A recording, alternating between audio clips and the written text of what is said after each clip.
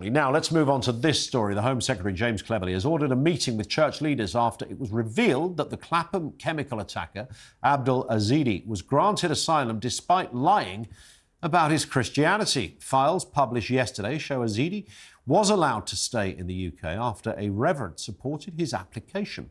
And photos of Ezedi's baptism have since been released. But it comes after reports suggest that he was dishonest about his faith. Questions are now being asked about the use of religion in asylum cases. Speaking to Kevin and Alex earlier, the Reverend Michael Corran suggested that most cases are in fact genuine.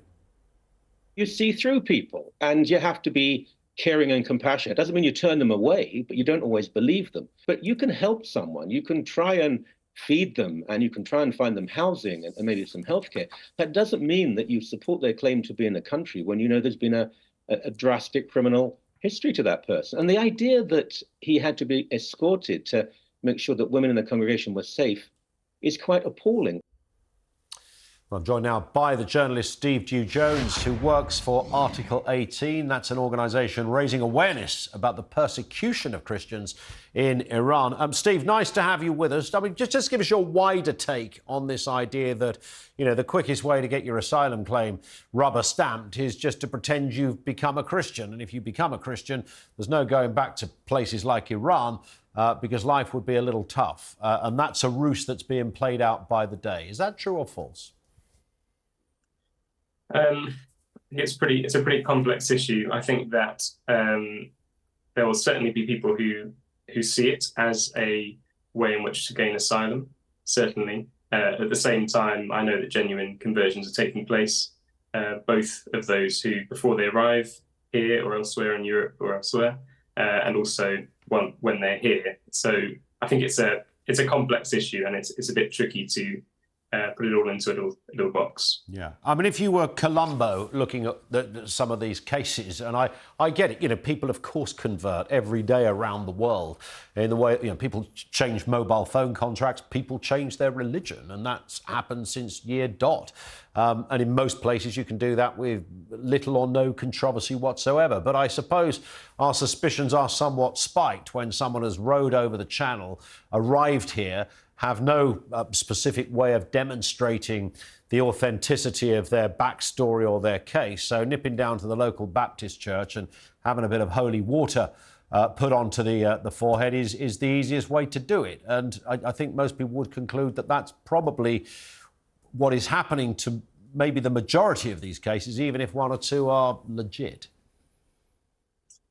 Possibly. I think that the judgment for that is a tricky one, and I think that that's being played out in the courts and also in individual churches up and down the country.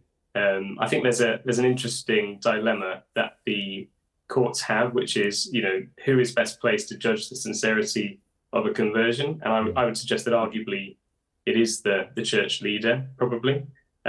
So I can completely understand why a church leader's testimony would be given weight in an asylum hearing, and I think that makes sense. At the same time, it is for the Home Office to judge, not just based on someone's professed conversion, but also their whole case. And actually, I would take issue with what you said earlier about this guy's documents showing that he was lying, because I'm not sure it necessarily shows that. I think often what you find in asylum cases is that there is certainly perception from the judge that the person may not be honest, and there can be many reasons for that. But I think it's not necessarily 100% sure that he was lying, albeit certainly he committed a terrible act, which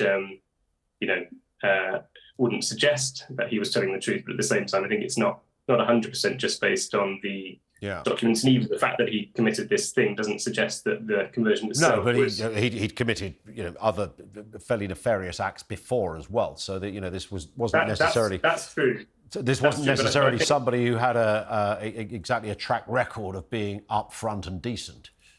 That's true. Although I think, you know, there are many of us who, before a conversion, might commit such terrible acts and then would be changed. And obviously, in this case, it doesn't appear that he was changed, judging from his actions. But at the same time, I think it is possible.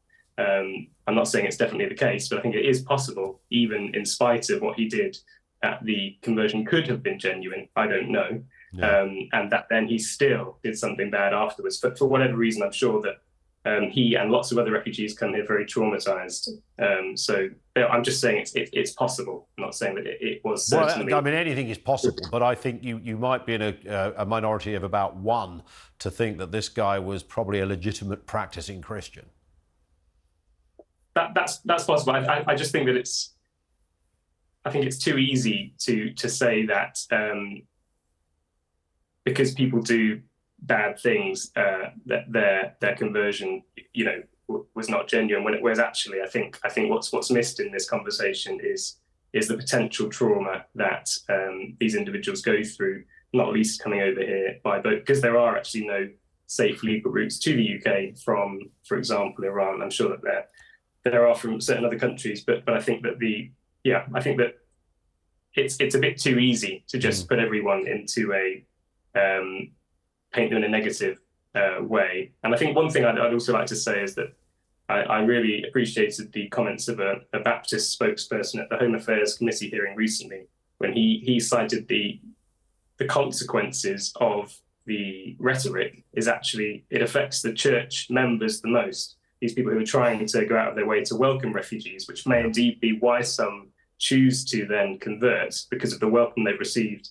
And it affects them the most when then they are lambasted for being gullible, or whatever, when actually all they're trying to do is to help people. Some of those and some of them might actually be legitimate and some may be false. But I think it's very complex. I've no doubt of the motivation of the average Christian that wants to assist somebody in that respect. I totally get it. It's part of your position and your kind of religious proclivity would be to want to help. Listen, Steve, we could talk much longer. We will speak again, I'm sure. Thank you for your time.